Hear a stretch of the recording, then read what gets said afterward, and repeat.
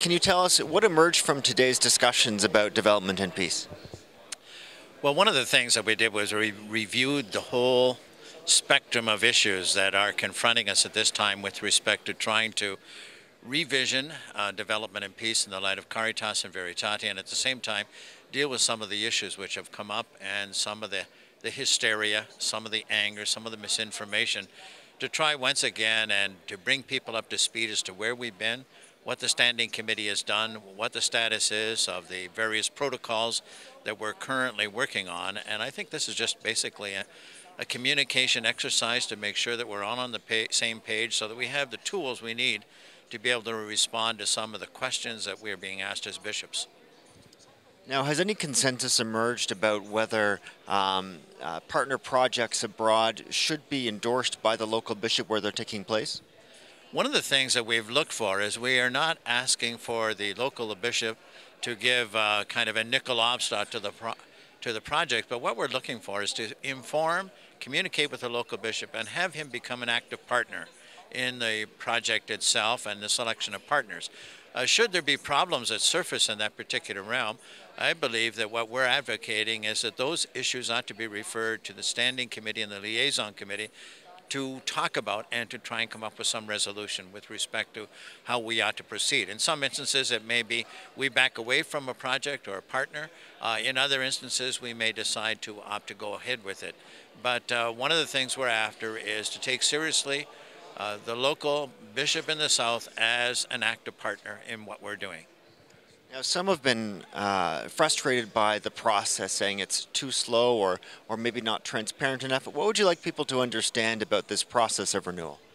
Well, one of the things that we're trying to do is, of course, you're revisioning an organization that's been in effect and working for 43 years. It has had a distinct mandate.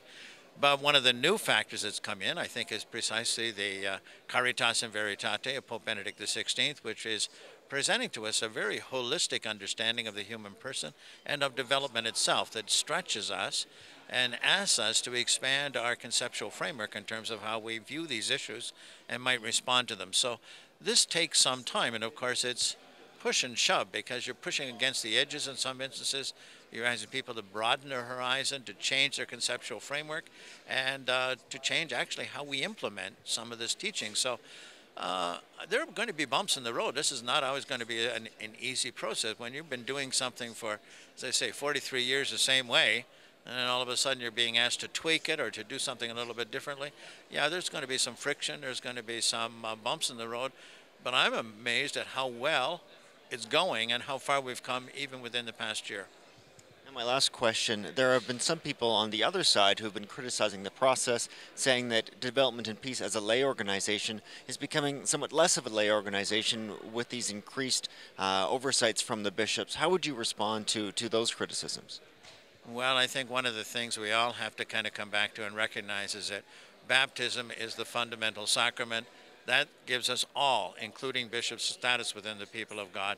And this is an exercise of the people of God. And I think it's not productive to put bishops over in this camp and laity in this camp. Really, we're working on this together, and the celebration of baptism and the reality of baptism is what we're all rooted in. And I think that's the foundation for really development and peace. So I really think this is typical. What we would do is we tend to put people in boxes. We say, well, okay, you're progressive, you're conservative, you're clergy, you're a bishop.